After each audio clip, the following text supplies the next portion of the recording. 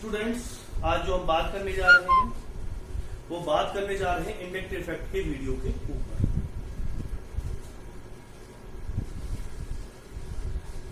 तो जो inductive effect का वीडियो है, पहले ही मैंने एक वीडियो अपलोड किया इंडक्टिव इफेक्ट का, लेकिन उसमें एप्लीकेशंस आपको नहीं बताई थी, तो उन्हीं एप्लीकेशंस के बारे में कुछ चीजें डिस्कस करेंगे और कुछ क्वेश्चंस लेंगे हम इंडक्टिव इफेक्ट की, जिन्हें मुझे लगता है कि आपको प्रॉब्लम आई है, तो उन्हीं के बेसिस पर कुछ चीजें हमें करनी है। देखिए, अगर ये कंपाउंड दे रखा है, हम बात कर रहे हैं इंडक्टिव इफेक्ट की, उसकी एप्लीकेशंस के बारे में बात करेंगे। ये दो कार्बन कार्बन एटम दिए हुए हैं और दोनों की इलेक्ट्रोनेगेटिविटी क्या होती है? कार्बन एटम की दोनों की इलेक्ट्रोनेगेटिविटी क्या होती है? सेम। जब दोनों की इलेक्ट्रोनेगेटिविटी क्या है? सेम। दोनों की इलेक्ट्रोनेगेटिविटी में कोई ज्यादा डिफरेंस नहीं है, तो इसका मतलब ये आया कि जब दोनों की इलेक्ट्रोनेगेटिविटी में कोई भी डिफरेंस नहीं दे रखा है, तो इसमें कहीं ना कुछ दिक्कत, और वो दिक्कत क्या है वो ही हमें समझनी। कार्बन और कार्बन की इलेक्ट्रोनेगेटिविटी सेम होने की वजह से यहां पर इंडक्टिव इफेक्ट काम नहीं करेगा, तो यहां पर जो इंडक्टिव इफेक्ट हो क्या होगा? जीरो।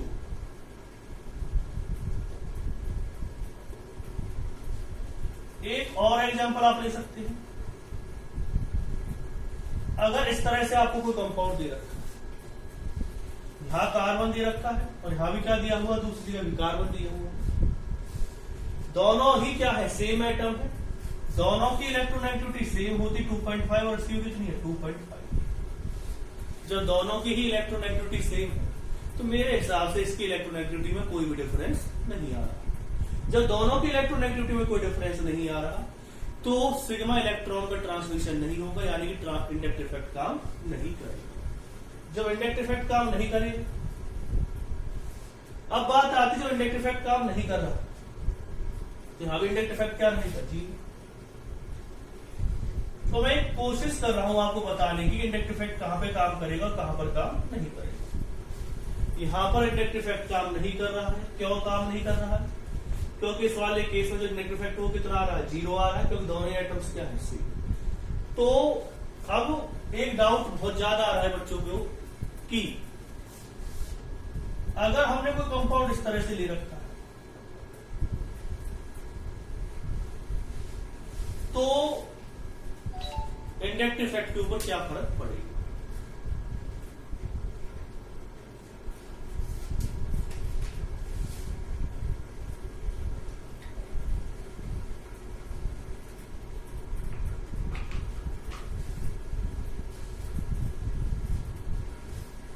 तो इसमें एक चीज मैं आपको क्लियर कर देना चाहता हूं कि यहां पर क्या इंडक्टिव इफेक्ट काम करेगा। अब आप कहेंगे सर एक बार बताइए, जैसे कि ग्रुप हमने लिया, तो ये ग्रुप कौन सा इंडक्टिव इफेक्ट शो करेगा? अब आप यहां पर एक क्वेश्चन मुझसे कह सकते हैं सर दोनों ही कार्बन एटम है, और अभी आपने थोड़ी देर पहले आपसे कहा था कि अगर दोनों ही कार्बन एटम हो तो इंडक्टिव इफेक्ट काम करेगा ही नहीं।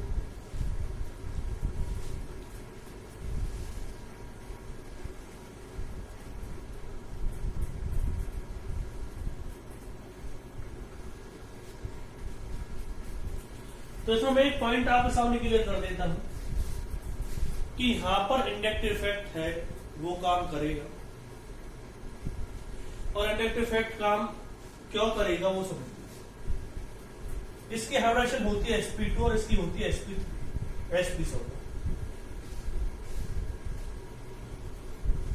फिलहाल अभी आपको थोड़ी कंफ्यूजन होगी। आप मुझसे क्वेश्चन कह सकते हैं सर आपको कैसे पता चला sp2 है या sp हाइब्रिडेशन है, तो उसके बारे में हम चीजें डिस्कस करेंगे। अभी आपका एक चैप्टर है केमिकल बॉन्डिंग, तो वहां पर ये ज्यादा की चीजें क्लियर हो जाएगी। अब बात आती है कि sp2 और sp से क्या फर्क पड़ा। इसकी हाइब्रिडेशन sp2 और दूसरे की हाइब्रिडेशन क्या है? sp। इसमें 50% s करेक्टर है, सॉरी हमें s करेक्टर निकालना होता है, s करेक्टर निकालेंगे 50% से 50% s करेक्टर। इसके एस करेक्टर की बात करते हैं तो इसमें आएगा 33 और 66.6।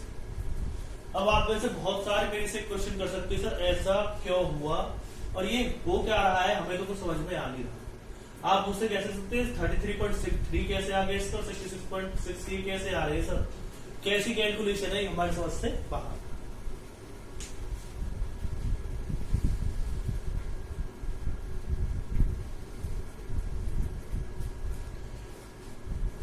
तो मैं एक पॉइंट आपको यहां पे क्लियर करना चाह रहा हूं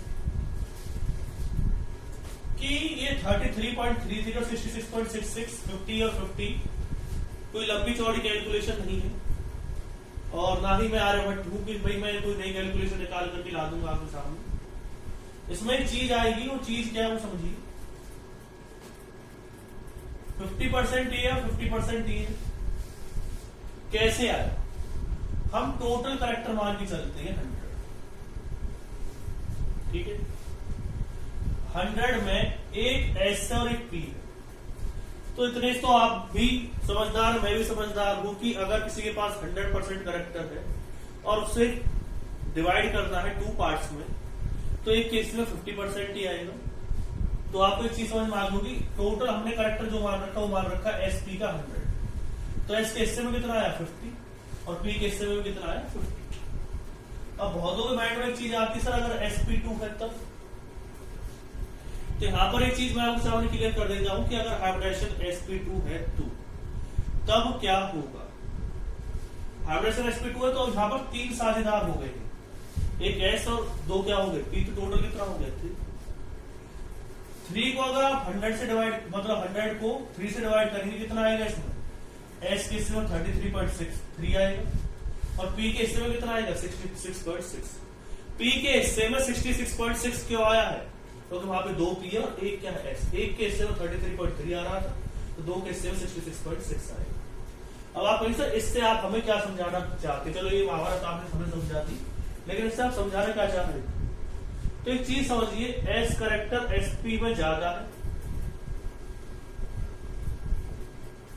और sp2 में जो एस करेक्टर है वो क्या है कम है। इसमें 50% है, इसमें 33.3%। फिर आप बताइए सर एस करेक्टर से क्या होगा, तो मैं एक चीज बता देता हूं कि जो एस करेक्टर होता है वो डायरेक्टली प्रोपोर्शनल होगा इलेक्ट्रोनेगेटिविटी।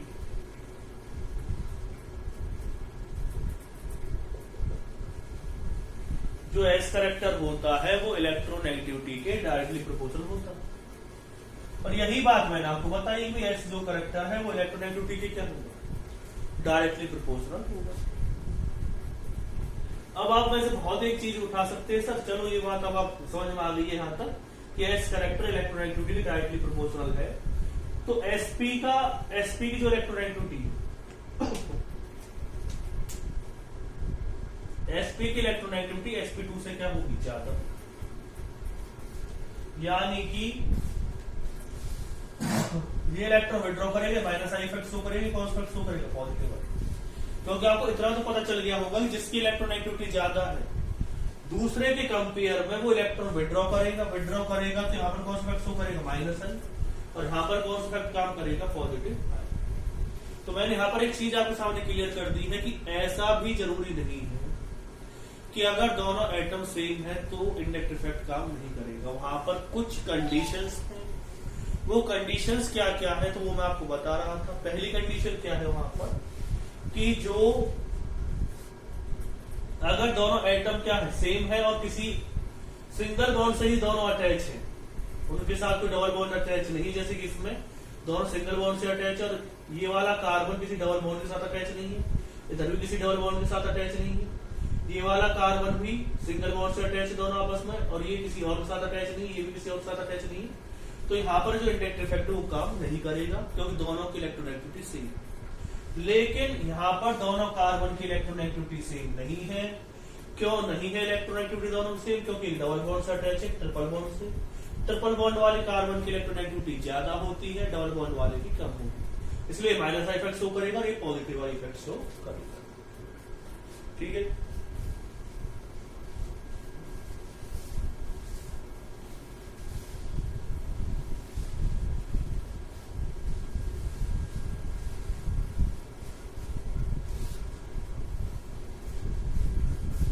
एक क्वेश्चन और भी है ऐसा ही। सर ऐसा एक कंपाउंड दे रखा है एक कंपाउंड ये दिया हुआ है, एक कंपाउंड ये दिया हुआ है, ये कंपाउंड ये दिया हुआ है, एक कंपाउंड दिया हुआ है ये, एक कंपाउंड दिया हुआ है ये, एक कंपाउंड दिया हुआ है ये, एक कंपाउंड दिया हुआ है ये। तो इनमें थोड़ा सा इंडक्टिव इफेक्ट के बारे में हम बताइए, जिन चीजों पे सर्कल हो चुका है उनके इंडक्टिव इफेक्ट के बारे में हमें कुछ चीजें बताइए।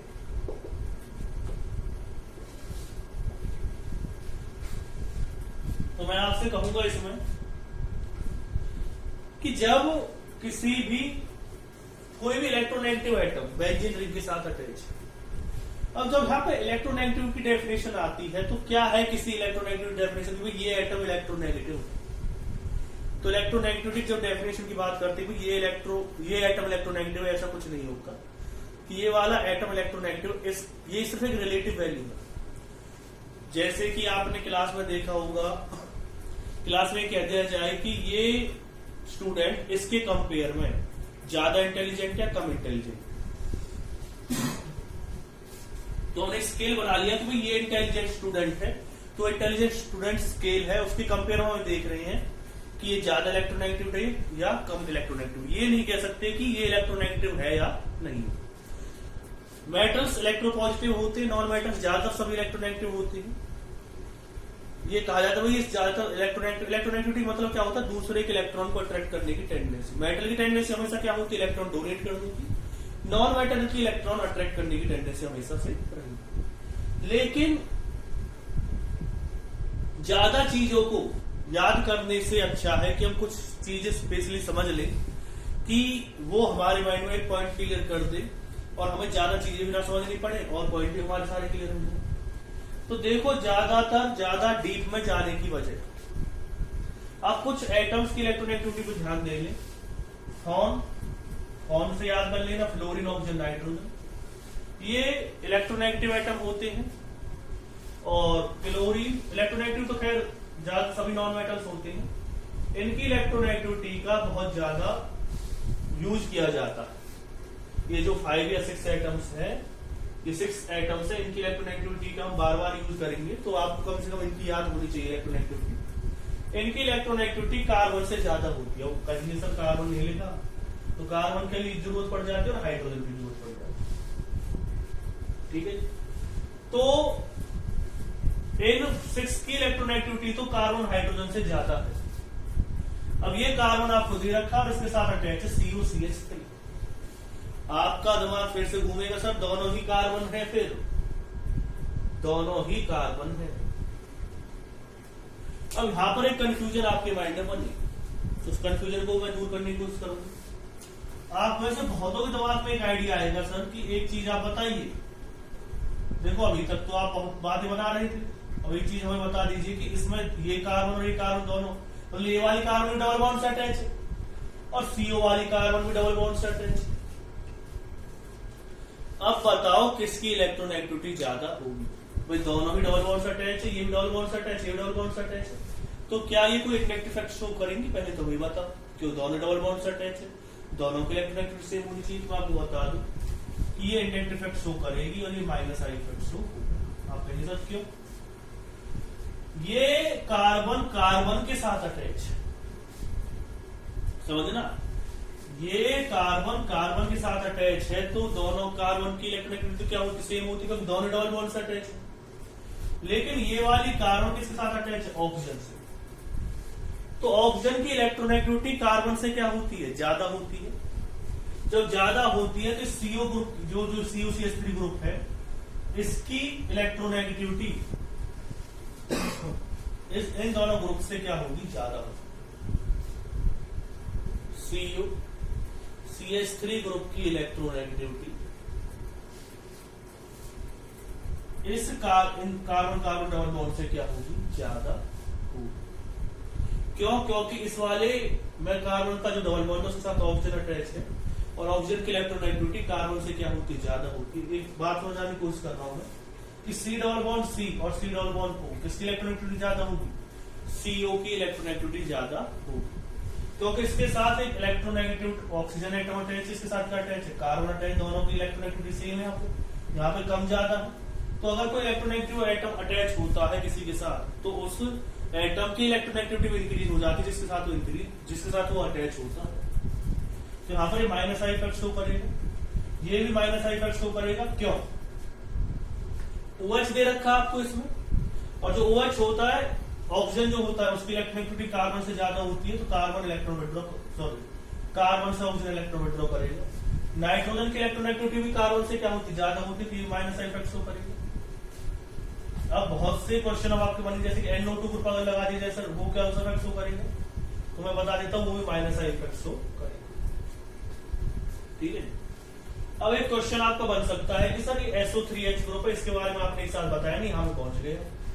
तो मैं एक चीज बता देता हूँ, जो SO3H ग्रुप है वो भी माइनस आई इफेक्ट शो करेगा। तो आप कहेंगे सर ऐसा क्यों है, ये माइनस आई शो कर रहा है, ये भी माइनस आई शो कर रहा है, ये माइनस, ये पॉजिटिव है। तो जिनके बारे में मैंने पहले बता दिया है आपको, एक चीज आपको याद रखनी है कि इलेक्ट्रोनेगेटिव एटम फ्लोरीन, ऑक्सीजन और नाइट्रोजन अगर कार्बन के साथ अटैच है या क्लोरीन कार्बन के साथ अटैच है तो माइनस आई इफेक्ट शो करेंगे, उनसे ज्यादा झगड़ा करने की जरूरत नहीं। तो चाप क्या लिख देंगे आप उसके लिए, माइनस आई इफेक्ट आप लिख देंगे। लेकिन बाकियों के साथ क्या टेंशन है, बाकी बेचारे बहुत टेंशन में जी रहे हैं, अब ये समझ में नहीं आ रहा उनकी क्यों पॉजिटिव आई है या नेगेटिव आई की कैटेगरी में आएंगी, तो बहुत टेंशन में होगी। तो देख लेते हैं इसमें कि कौन सी कैटेगरी में है, जरा इनके बारे में हम बातें कर लेते हैं। देखो इसमें भी वही चक्कर है कि H डबल बॉन्ड O है और एक C डबल बॉन्ड C है, तो इसकी इलेक्ट्रोनेगेटिविटी क्या होगी, ज्यादा होगी। तो जो SO3H है ये भाई साहब SO3H का स्ट्रक्चर है।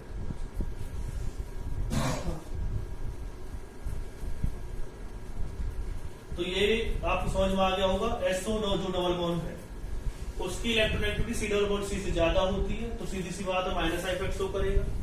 इसे भी आप क्या लिख सकते हो, अगर ज्यादा डिटेल में समझना है तो मैंने पहले भी आपको बता रखा है, COH ग्रुप को लिख सकते हैं। ये भी माइनस आई इफेक्ट शो करेगा, ये भी माइनस आई इफेक्ट शो करेगा, ये भी माइनस आई इफेक्ट शो करेगा, ये पॉजिटिव आई इफेक्ट शो करेगा। बस ये बताना रह रहा है कि ये पॉजिटिव आई इफेक्ट क्यों शो करेगा। तो एक चीज आप समझ में आ गई होगी कि माइनस आई इफेक्ट क्यों शो करते हैं। अब बात आती है कि ये पॉजिटिव आई क्यों करता है, इसके साथ बेचारे के साथ धोखा क्यों हुआ। तो इसके साथ कोई धोखा नहीं हुआ है, ये इसकी अपनी एक प्रॉपर्टी थी जिसकी वजह से पॉजिटिव आई शो कर पा रहा है, तो वो चीज हम समझ लेते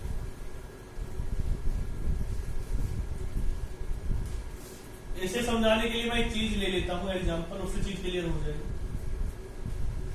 आपसे कहा जाए ये ग्रुप कौन सा इफेक्ट शो करेगा, तो मैं तुरंत कहूंगा ये माइनस आई शो करेगा, और ये जो इसके साथ अटैच है पॉजिटिव आई। आप कहेंगे सर क्यों, इसके बारे में तो सर डिटेल में बताना पड़ेगा आपको। अब बात हो गई हमारे दिमाग से निकल गई बात, बाकी चीजें मैंने आपको बता दी, ये चीजें आपके सामने क्लियर हो चुकी होंगी।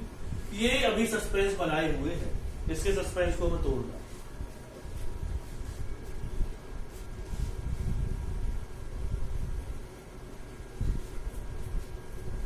तो मैं ज्यादा देर तक सस्पेंस को बनाए न रखते हुए आपकी दिमाग की जो बत्ती उसे जलाता हूं। अब बात आएगी कि इसकी जो हाइड्रेशन वो क्या होती है, sp2, और ये सिंगल बॉन्ड से अटैच है, इसकी होती है sp3। डबल बॉन्ड वाले की sp2, ट्रिपल बॉन्ड वाले की sp, सिंगल बॉन्ड वाले की sp3। अब आप कहेंगे एक साथ आपको दिमाग की थोड़ी बहुत बत्ती जल चुकी होगी, सर ने अभी थोड़ा तो बताया था, थोड़ा सा पता चल जाए तो बस, तो हम तो इंडेक्स इफेक्ट क्लियर हो जाए, तो वो मैं आपको बता देता हूं। देखिए sp3 में जो s करेक्टर है वो होता है 25। अब भी मुझे अगर s करेक्टर निकालना पड़ गया तो आपका भी जीना बेकार है, मेरा भी जीना बेकार है। इसका जो s करेक्टर है वो कितना आ गया, 33.33। किसका s करेक्टर ज्यादा है, इसका s करेक्टर ज्यादा है। इसकी इलेक्ट्रोनेगेटिविटी क्या होगी, sp2 की जो इलेक्ट्रोनेगेटिविटी वो भी क्या होगी, ज्यादा होगी। sp2 की इलेक्ट्रोनेगेटिविटी sp3 से क्या होती, ज्यादा होगी। क्यों ज्यादा होती है, क्योंकि इसका s करेक्टर ज्यादा है, इसका क्या है, कम। जो इसका s करेक्टर ज्यादा है, इसका s करेक्टर कम है, तो इसकी इलेक्ट्रोनेगेटिविटी ज्यादा होगी, इसकी इलेक्ट्रोनेगेटिविटी क्या होगी, कम होगी। ये माइनस आई इफेक्ट शो करेगा और ये पॉजिटिव आई इफेक्ट शो करेगा। जब ये माइनस आई इफेक्ट शो कर रहा है तो इलेक्ट्रॉन क्या करेगा, विड्रॉ करेगा, क्योंकि यहाँ पर एस करैक्टर ज्यादा होने की वजह से इसकी इलेक्ट्रोनेगेटिविटी क्या रहेगी, ज्यादा। अब ये पता चल गया माइनस आई इफेक्ट क्या शो करेगा। अब आ जाते बेंजीन वाले केस में। यहाँ पर क्या रखा था, CH3।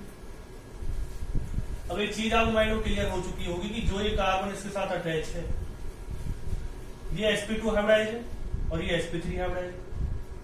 तो अब चीजें क्लियर होने लगी होंगी कि कौन सा इफेक्ट शो करेगा, पॉजिटिव इफेक्ट शो करेगा, क्योंकि यहाँ पर एस करैक्टर क्या है, कम। जब एस करैक्टर कम होता है तो इसकी इलेक्ट्रोनेगेटिविटी कम है। जब इसकी इलेक्ट्रोनेगेटिविटी कम है तो ये इलेक्ट्रॉन विड्रॉ नहीं कर पाएगा, इलेक्ट्रॉन देगा इस कार्बन के कंपेयर में। तो ये कौन सा होगा, माइनस। ये पॉजिटिव इफेक्ट शो करेगा, ये नेगेटिव शो करेगा। तो एक चीज मैं आपको बता देता हूं फिर से कि ऐसा कोई जरूरी नहीं होता कि जो ग्रुप कहीं पर माइनस आई इफेक्ट शो कर रहा है वो हमेशा माइनस आई इफेक्ट शो करे।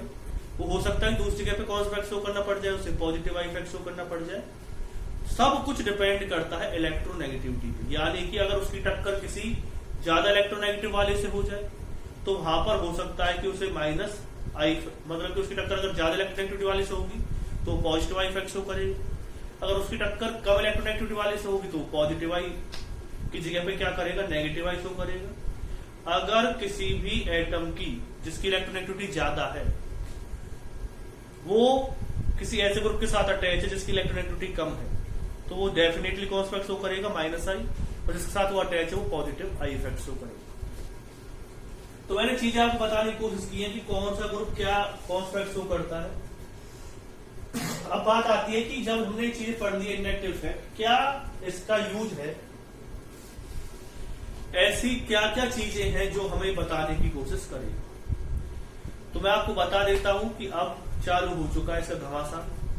ये हमें बताएगा कुछ चीजों के बारे में। उससे पहले हमें कुछ चीजें मैं आपको बताऊंगा कि ये चीजें कहां से आई और इनकी किस के बारे में क्या क्या चीज इंडक्टिव इफेक्ट ने हमें बताई। तो देखिए,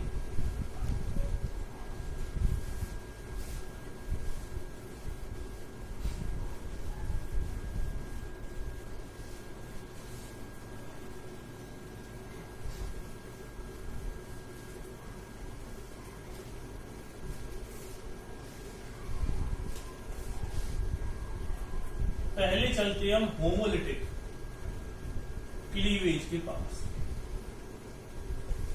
होमोलिटिक क्लीवेज के बारे में जानने से पहले आपको लुईस डॉट स्ट्रक्चर के बारे में कुछ चीजें पता होनी चाहिए।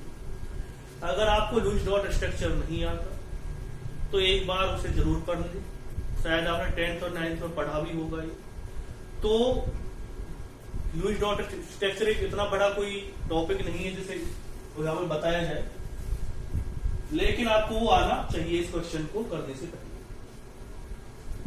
आपको कोवेलेंट बॉन्ड के बारे में शायद बताया होगा, जहां पे CH3 और अगर CH3 ग्रुप दे रखा, दोनों कार्बन कार्बन दिए हुए, यहाँ पर हाइड्रोजन है, यहाँ पे हाइड्रोजन है, यहाँ पे हाइड्रोजन है, हाइड्रोजन यहाँ पे भी, यहाँ पे भी और यहाँ पे। तो जरा इसके डिटेल में हम जाते हैं और इसके बारे में हम कुछ जानने की कोशिश करते हैं। देखिए, ज्यादा डिटेल में जाने की जरूरत नहीं है। फिलहाल ये जो बॉन्ड है, कौन सा बॉन्ड है, कोवेलेंट बॉन्ड। जब हम कोवेलेंट बॉन्ड की बारे में बात करते हैं, कोवेलेंट बॉन्ड बेचारा बहुत ही अच्छा बॉन्ड है। यहाँ पर दोनों लोगों की साझेदारी होती है, यानी कि एक इलेक्ट्रॉन जो शेयर किया है, मैं आपको बता देता हूँ थोड़ी डिटेल में जाकर के। कार्बन के पास 4 इलेक्ट्रॉन्स होती हैं, दूसरी कार्बन के पास भी 4 इलेक्ट्रॉन्स। समझने की बहुत ज्यादा कोशिश करनी है। फिर एक चीज की एंट्री हुई हमारी लाइफ में, उसका नाम था ऑक्टेट रूल। ऑक्टेट रूल ये कहता है कि कोई भी एटम तब बॉन्ड बनाता है जब उसका ऑक्टेट कंप्लीट होता, कंप्लीट नहीं होता। और कंप्लीट है तो वो बॉन्ड क्यों बनाएगा, वो अपना बॉन्ड तब बनाने की कोशिश करता है जब उसे लगता है कि उसका ऑक्टेट इनकम्प्लीट है और वो बॉन्ड बनाने की कोशिश करता है। कार्बन की वैलेंस शेल में कितने इलेक्ट्रॉन होते हैं, 4 इलेक्ट्रॉन होते, इतना आप बहुत पहले से पढ़ते आ रहे हैं, बचपन से चीजें पढ़ी है आपने। तो अब हम बात करते हैं बॉन्ड के बारे में। हाइड्रोजन ने एक इलेक्ट्रॉन शेयर किया है किसके साथ? कार्बन के साथ। इस वाले हाइड्रोजन ने भी ऐसा ही किया, ठीक है। तो थोड़ी सी चीजों को गहराई में जाकर के हम देखते हैं।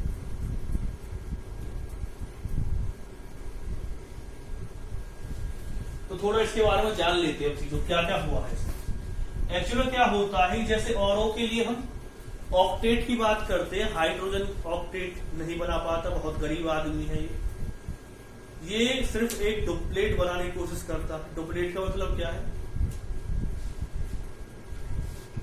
कि ये अपने 2 इलेक्ट्रॉन पूरा करने की कोशिश करता है। ये 8 इलेक्ट्रॉन को कर ही नहीं पाएगा बेचारे के पास वैलेंस शेल में 1 इलेक्ट्रॉन है, 7 इलेक्ट्रॉन कहां से है? जिसके पास 1 इलेक्ट्रॉन है 7 कहां से लाए? तो वो डुप्लेट कंप्लीट करने की कोशिश करता है। कार्बन अपना ऑक्टेट कंप्लीट करने की कोशिश करता है। तो हुआ क्या है कि हाँ, कार्बन जो क्रॉस से है, क्रॉस से मैंने इलेक्ट्रॉन दर्शाए हैं किसके? क्रॉस से जो इलेक्ट्रॉन दर्शाए गए हैं वो इलेक्ट्रॉन है हाइड्रोजन, ठीक है। अब समझना इसमें 1 और 2 इलेक्ट्रॉन्स हो गए, 1 और 2 इलेक्ट्रॉन्स हो गए, 1 और 2 इलेक्ट्रॉन्स हो गए, ठीक है। इस कार्बन की अगर हम बात करते हैं, इसके साथ भी ऐसा ही कर दो बेचारे से, इसका भी ऑक्टेट कंप्लीट करो, इसी क्यों निराश है। कार्बन की बात कर लेते हैं, शुरुआत करते हैं कार्बन से। कितने इलेक्ट्रॉन होंगे इसके साथ? 1 2 3 4 5 6 7 और एक 8। इस वाले कार्बन के पास 8 इलेक्ट्रॉन, 1 2 3 4 5 6 7 8। इस वाले कार्बन के पास 1 2 3 4 5 6 7 8। दोनों का ऑक्टेट कंप्लीट है, दोनों का ऑक्टेट कंप्लीट हो गया। ऑक्टेट कंप्लीट करते टाइम इस कार्बन ने 1 इलेक्ट्रॉन शेयर किया इसका, ये वाला इलेक्ट्रॉन। इस वाले कार्बन ने 1 इलेक्ट्रॉन शेयर किया इसका, इस वाले कार्बन ने 1 इलेक्ट्रॉन शेयर किया इसका। तो हम ज्यादा डिटेल में ना जाकर के बीच वाले इलेक्ट्रॉन के बारे में बात कर लेते हैं। ये जो बीच वाले 2 इलेक्ट्रॉन के बारे में बात कर लेते हैं। जब ये बॉन्ड टूटेगा और कैसा क्लीवेज होगा? होमोलिटिक क्लीवेज होगा। होमोलिटिक क्लीवेज का मतलब क्या है? जो इलेक्ट्रॉन्स हैं वो बॉन्ड ब्रेक डाउन करने के बाद इक्वली डिस्ट्रीब्यूट होंगे। इक्वली डिस्ट्रीब्यूशन मतलब क्या है?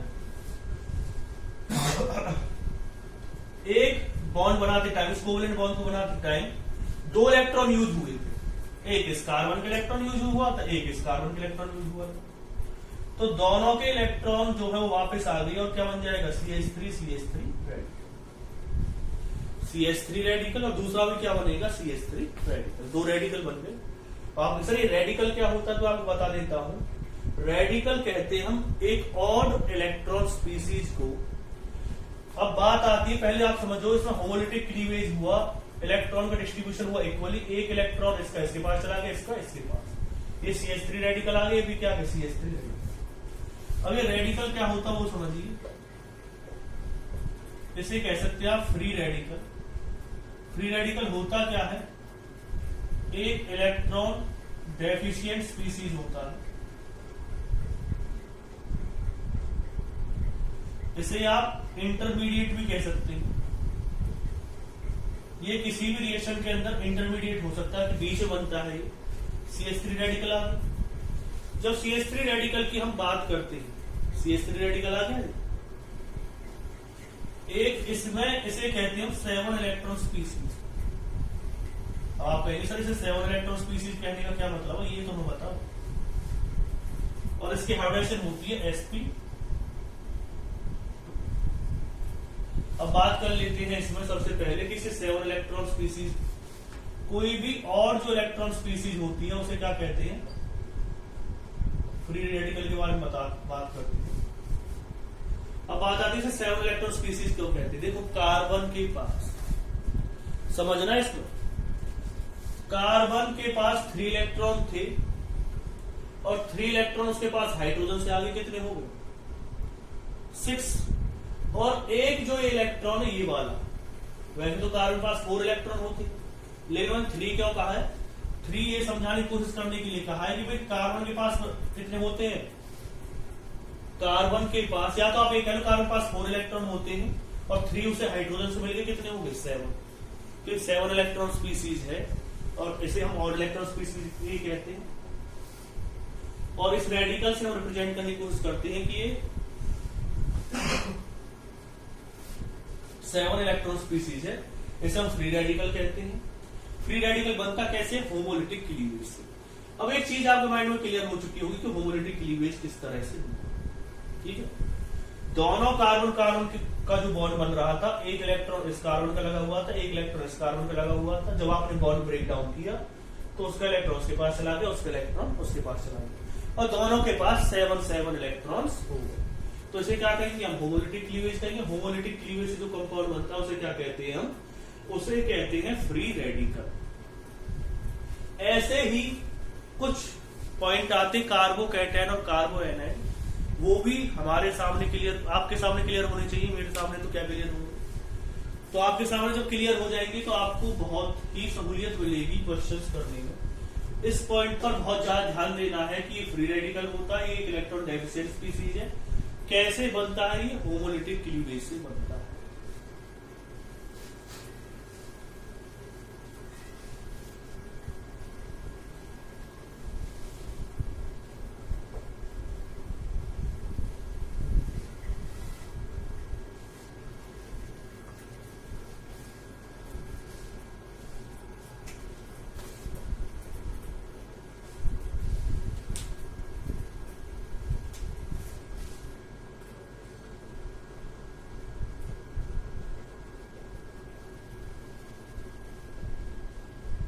अब हेटेरोजेनिक क्लीवेज की जब हम बात करते हैं, ये भी कोई ज्यादा खतरनाक चीज नहीं, ये भी हमारा ही एक फ्रेंड की तरह काम करेगा। देखिए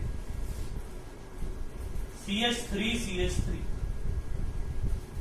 याद रखना, दोनों के बीच सिंगल बॉन्ड।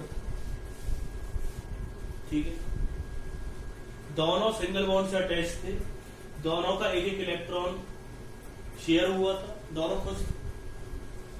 आपने करी इसमें हेटेरोलिटिक क्लीवेज। ये हेटेरोलिटिक क्लीवेज क्या होती है? इसका मतलब होता अनइक्वल डिस्ट्रीब्यूशन ऑफ इलेक्ट्रॉन्स।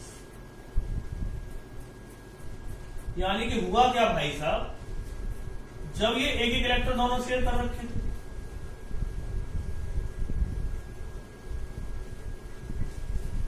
ये दोनों इलेक्ट्रॉन CH3 के पास चले गए। CH3 के पास, इस वाले CH3 के पास दोनों ही इलेक्ट्रॉन चले गए, जिसमें से एक इलेक्ट्रॉन इस वाले CH3 का भी था, इसे फर्स्ट मान लो, सेकंड मान लो। तो दोनों ही इलेक्ट्रॉन सेकंड के पास चले गए, तो उसने एक इलेक्ट्रॉन लिया है